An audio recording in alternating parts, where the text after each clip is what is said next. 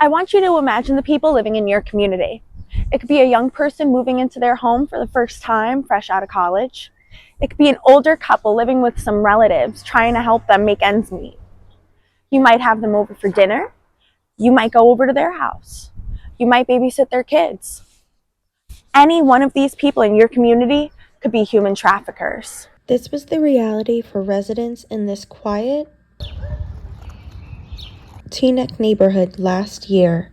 Nancy Rincon and her family were found running a sex trafficking ring through their homes for over 5 years.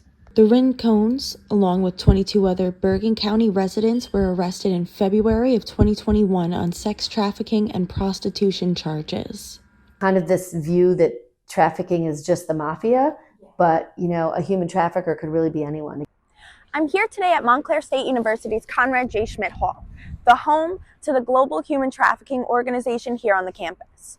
I'm here speaking with the director, Ali Boak, to get her take on what is now the most concrete evidence towards human trafficking. This case exemplifies why it's really important to train people like first responders, like ambulance, police, and business owners. People working in Nancy's ring lived in close proximity to a police department, 2 public parks, and not 1, not 2, but 3 different schools.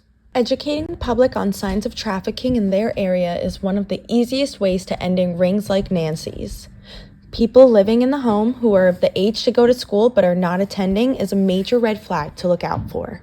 Situations like this are occurring more often in areas like Bergen County around the country because of the heavy populations. There is a higher demand for commercial sex, making sex trafficking more prevalent.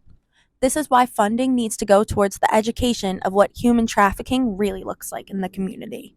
Maybe if the Bogota Borough Hall members, sitting right around the block from Nancy, knew the signs, or the Lodi Police Department was trained in addressing human trafficking, the Rincon ring could have been discovered a lot sooner. Human trafficking advocates like Ali Boak know change is needed for a better future for the survivors and potential victims of sex trafficking. In my mind, if we're not changing, making significant change, why are we doing the same thing? We need to really rethink about what we're doing. How do we need to change the way we're addressing this problem?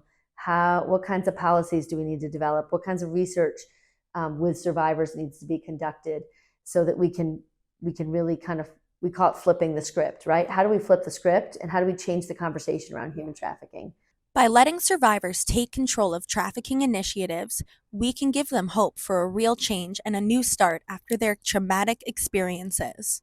If you suspect you or someone in your community may be a victim of trafficking, please do not get involved yourself. If someone is in immediate danger, call the local police. Otherwise, reach out to the Polaris Project or the Global Center on Human Trafficking at Montclair State University. Experienced personnel will get in contact with the proper authorities and advocate groups while keeping you and the victims safe. Reporting to you live from Montclair State University, I'm Jillian Kalinowski with William Patterson News.